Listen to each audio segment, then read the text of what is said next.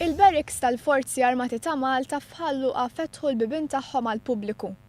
Din l-Open Day issir ta' kull sena bilan li n-nies jaraw ftit mill-ħidma li dawn is-soldati wettqu matul is-sena.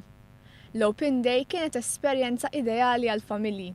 It-tfal li għandhom l-aspirazzjoni li fil-futur isiru soldati kellhom l-opportunità li jitkellmu ma' numru ta' soldati. Dawn is-soldati minn żmien għal żmien ikollhom esperjenzi barra minn Malta.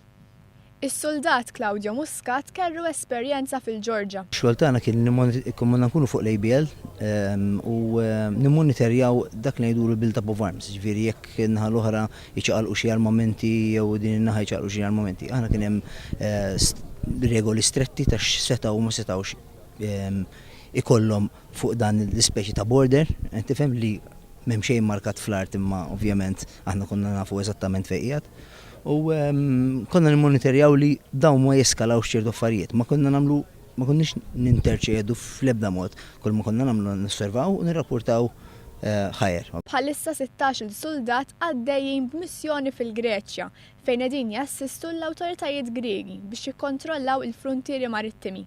Spjega aktar dwar dan Andrew Mallija. Ir-rol ta' soldati tagħna huma telgħu b'żewġ vehicles u b'dajsa huma ħajkunu bbażati fuq il-gżira ta' Lesvos, il-Greċja, u ħajkunu qed jassistu l-awtoritajiet Griegi fl-ambitu ta' Frontex biex jikkontrollaw il-borders marittimi tagħhom. Fil-Forzi Armati ta' Malta hawn aktar minn 400 soldat li uħud minnhom huma nisa.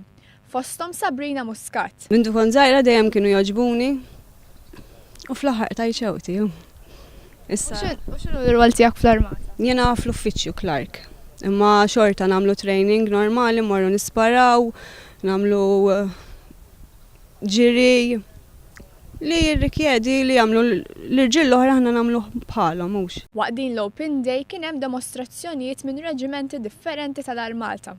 Fosthom demostrazzjoni ta' xi jkun l-irwol tas-soldati Maltin jekk ikun hemm theddida ta' bomba. Diversi persuni bl-għajnuna tas-soldati setgħu jisparaw fuq plattini.